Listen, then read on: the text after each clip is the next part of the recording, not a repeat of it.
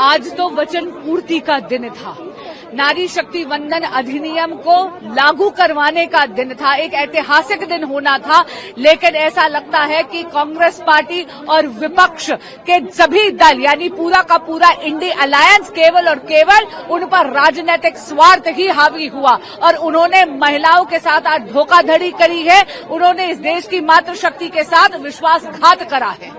तो आगे अब क्या रणनीति रहेगी? आप देख लीजिएगा, मातृशक्ति का जो आक्रोश है उसका पात्र बना है कांग्रेस पार्टी और पूरा का पूरा India alliance.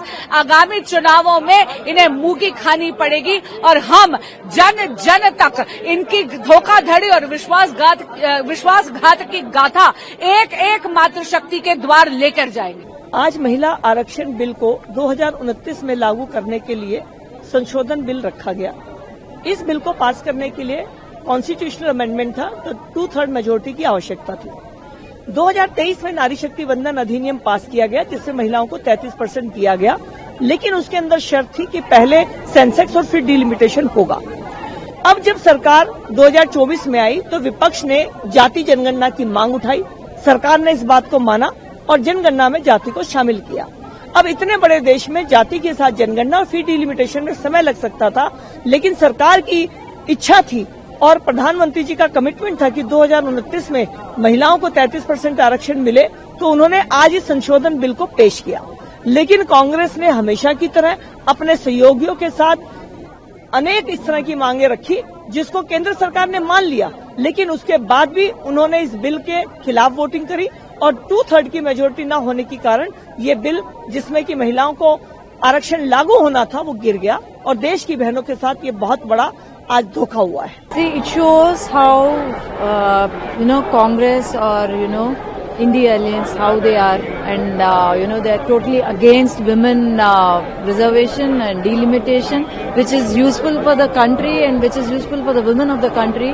And I don't know, maybe they are not interested in protecting the women or encouraging the women.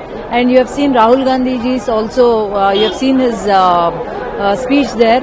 And I can, I call him, he is called our Modi ji as a magician, but I can call him as a joker. That's it. Does the women give befitting reply to the opposition? Yes.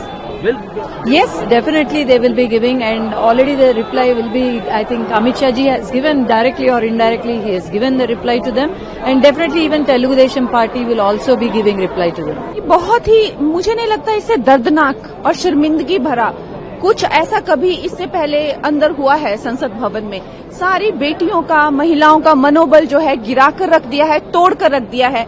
और इतनी मुझे नहीं लगता इस तरह की उम्मीद किसी ने भी विपक्ष से की थी।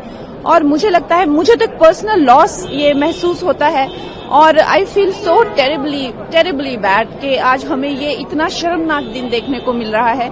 लेकिन जैसे प्रधानमंत्री श्री नरेंद्र मोदी जी ने कहा कि हम ये लाकर ही रहेंगे, महिलाओं को उनका हक दिलाकर ही रहेंगे, तो हमें प्रधानमंत्री जी पर विश्वास है और हमें पक्का विश्वास है कि बेटियों को उनका हक मिलेगा। इतना इम्पोर्टेंट बिल होने नहीं दिया ना, कभी वापस ऐसे हो गया, पहले जैसे नहीं होने दिया। It's very sad whatever.